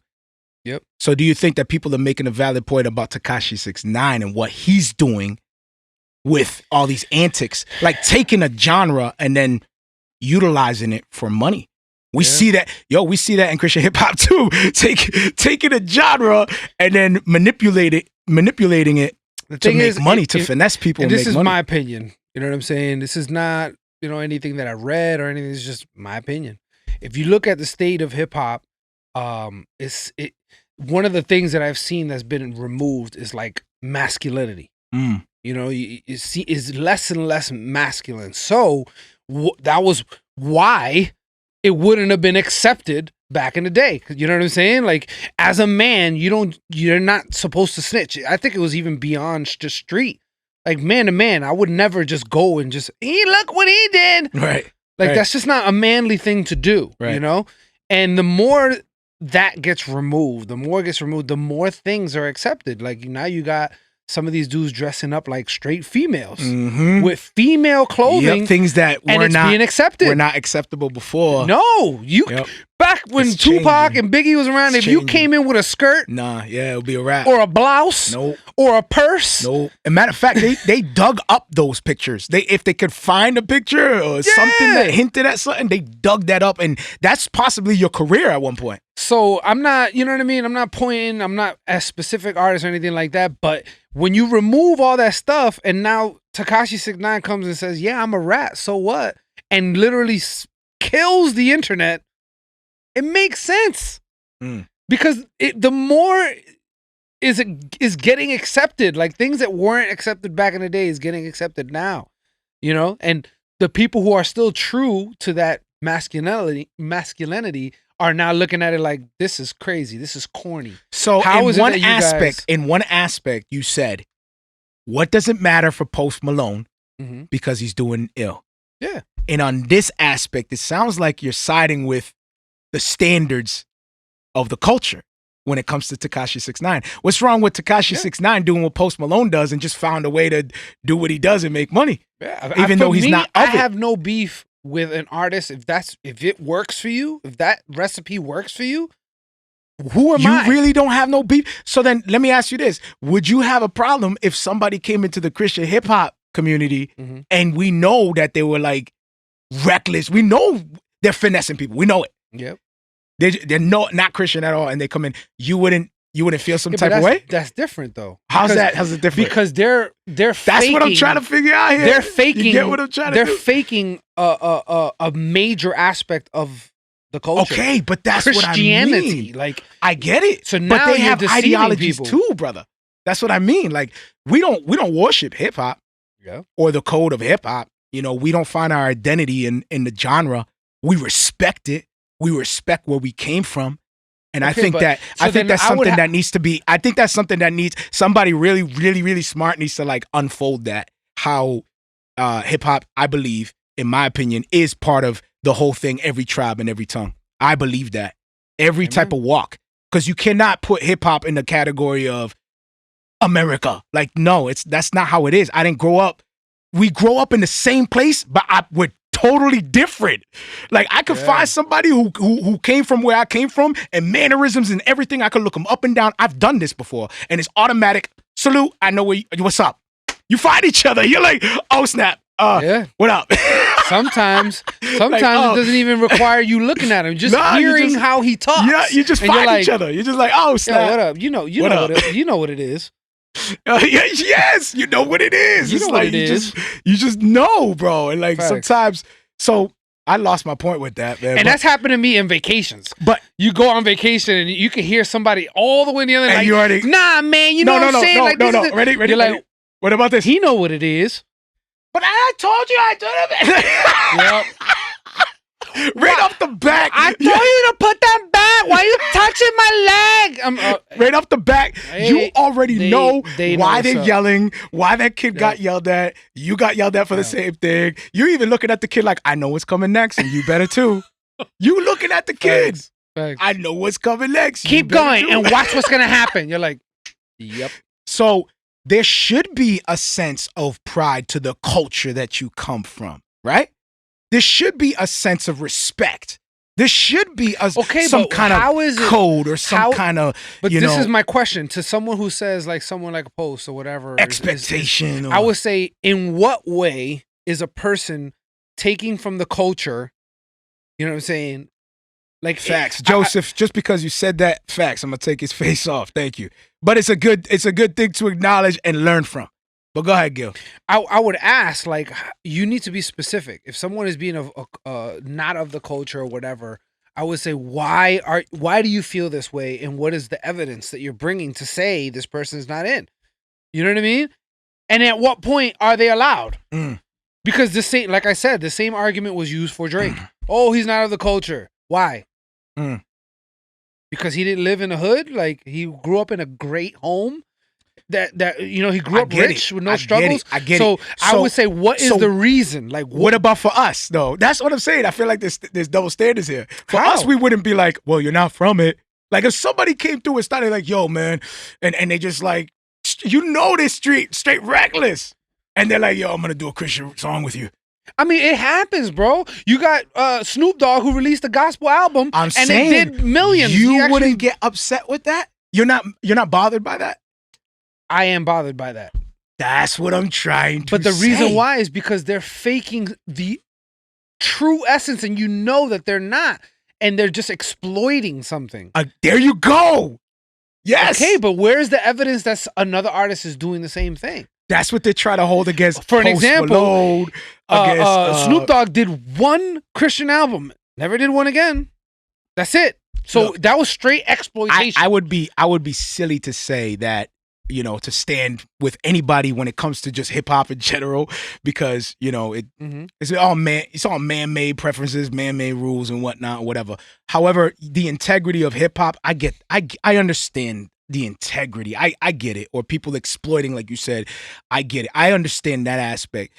As far as Christian hip hop, it's a whole different thing that we stand to. Like, I believe, yeah, there's culture vultures. That's a real thing. That is a real That's thing. a real term. Like, you know, what's his name who came up with that? Like, yo, that was brilliant, bro. I don't know if it existed before him or what, but my bad. I don't know.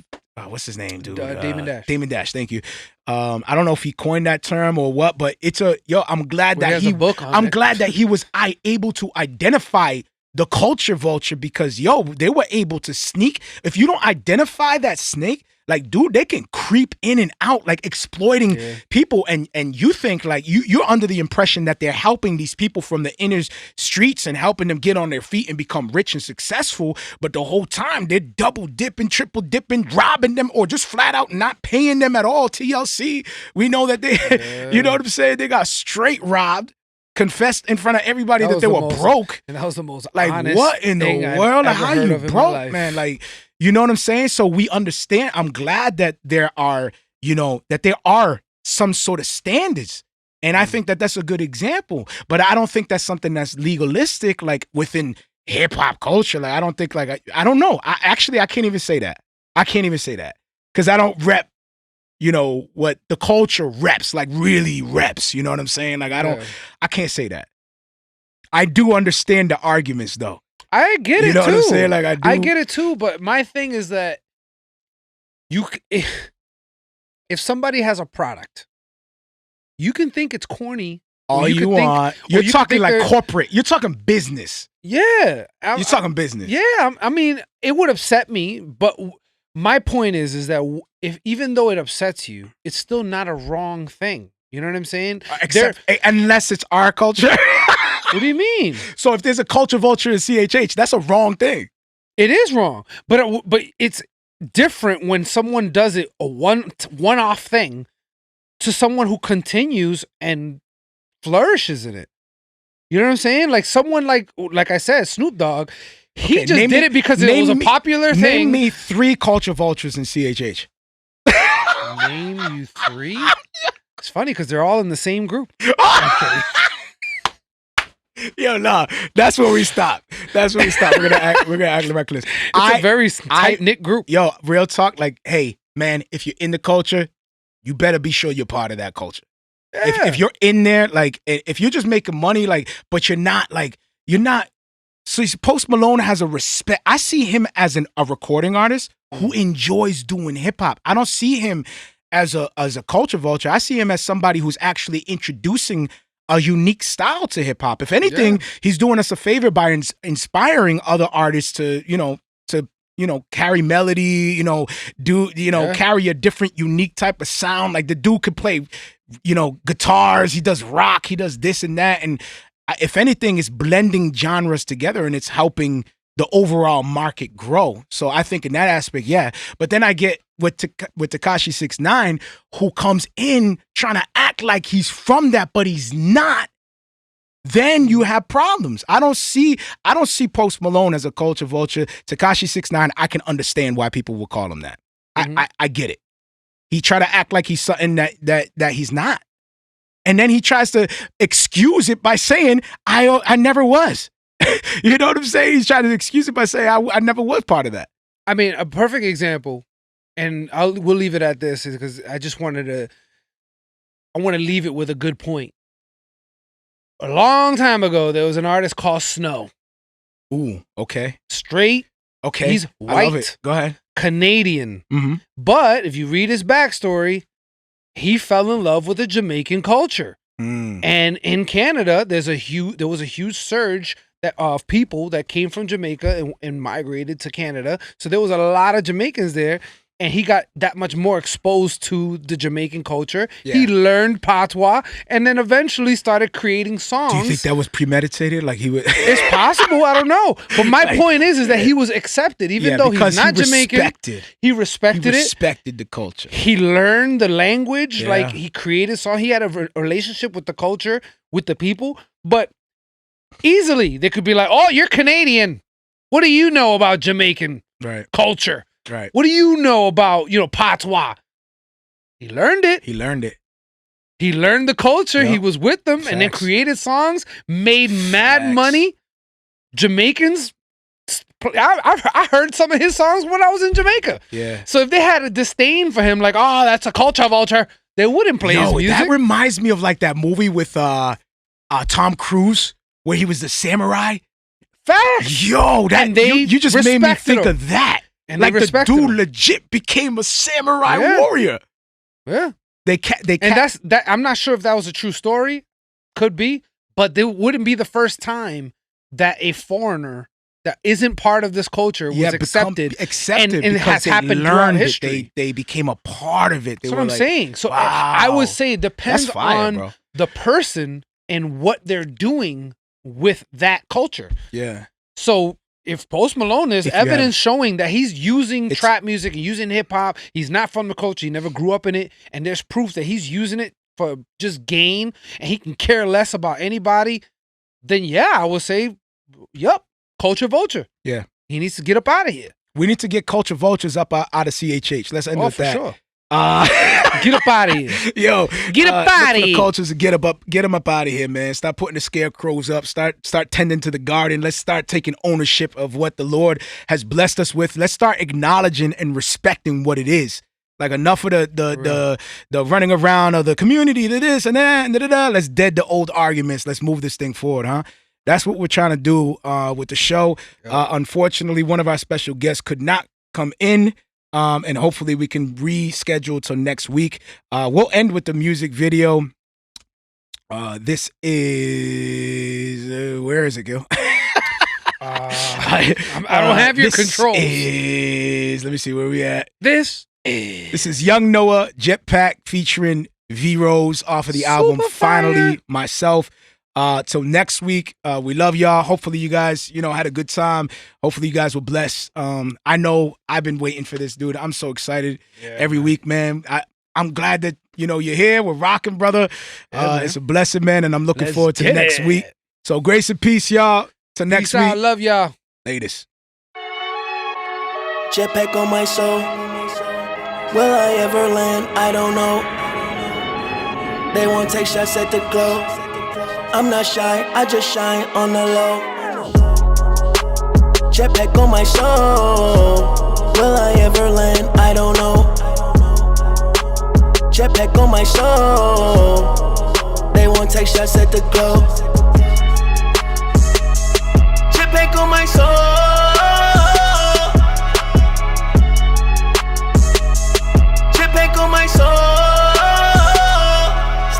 with the feeling. I'm missing out on my healing. I've cast it, but I'm still reeling. I'm looking up at the ceiling, ain't thinking about these millions. Be stressing over the 99. Wish I could rewind the time. Maybe then I could find the me that I lost, that you bought and paid for. But I know it's not too late. I can't get what I came for. Hit the escape door and leave the mess on the front lawn and be gone. Infinity and beyond. Some James Bond.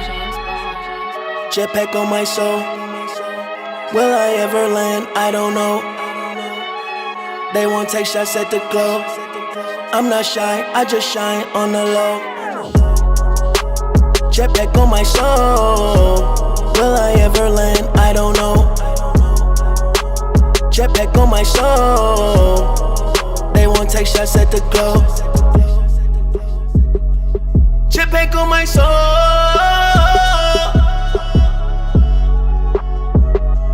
Jetpack on my soul. Jetpack on my soul. Will I ever land? That's not optional.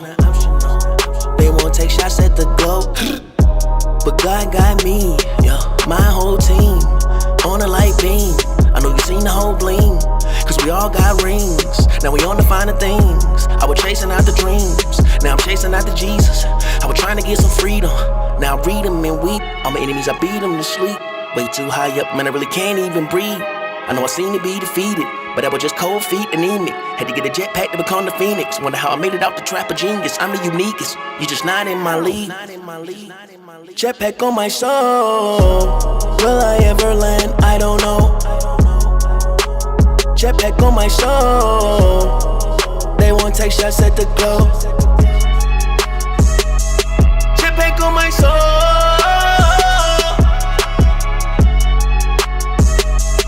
Jetpack on my soul. Jetpack on my soul. Will I ever land? I don't know.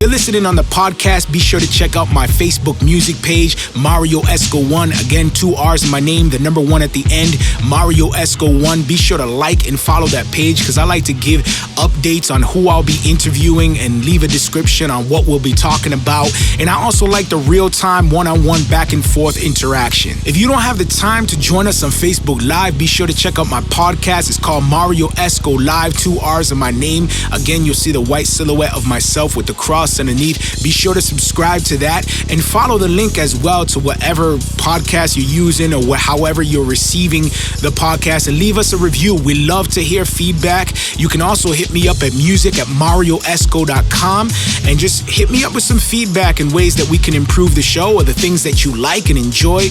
Any type of feedback will be highly appreciated. Grace and peace.